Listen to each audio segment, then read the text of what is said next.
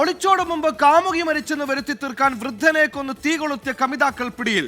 കാമുകിയുടെ വസ്ത്രങ്ങളും ആഭരണവും ധരിപ്പിച്ചാണ് തീ കൊളുത്തിയത്. എന്നാൽ മൃതദേഹം പൂർണ്ണമായി കത്താതിരുന്നതോടെ പദ്ധതി തുടക്കത്തിലെ പാളുകയായിരുന്നു. ഗുജറാത്തിലെ പാട്ടനിലാണ് സംഭവം.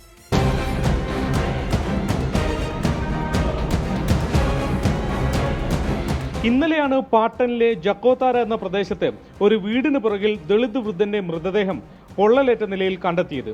മൃതദേഹത്തിൽ ഉണ്ടായിരുന്നതോ സ്ത്രീയുടെ വസ്ത്രവും. പാലൻപൂർ റെയിൽവേ സ്റ്റേഷനിൽ നിന്ന് ഗീതയെയും കാമുകൻ ഭരത്തിനെയും പിടികൂടിയതോടെയാണ് സംഭവങ്ങളുടെ ദുരൂഹത നീങ്ങുന്നത്.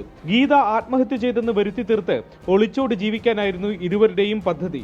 ഭർത്താവും കുടുംബവും തെരഞ്ഞു വരുന്നത് തടയാനായിരുന്നു ഈ കുബുദ്ധി. അതിനായി ഹരിജി സോളങ്കി എന്ന ദളിത് വൃദ്ധനെ കഴുത്തു ഞെരിച്ചു കൊന്നു. പിന്നീട് ഗീതയുടെ വീടിന് സമീപം എത്തിച്ച് വസ്ത്രങ്ങളും ആഭരണങ്ങളും ധരിപ്പിച്ചു. പെട്രോൾ ഒഴിച്ച് തീ കൊളുത്തിയ ശേഷം ഇരുവരും സ്ഥലം വിട്ടു. എന്നാൽ മൃതദേഹം ഭാഗികമായി പോലും കത്താത്തതാണ് പദ്ധതി വേഗം പൊളിയാൻ കാരണം. പ്രതികൾ പോലീസ് കസ്റ്റഡിയിലാണ്. 24 മുംബൈ.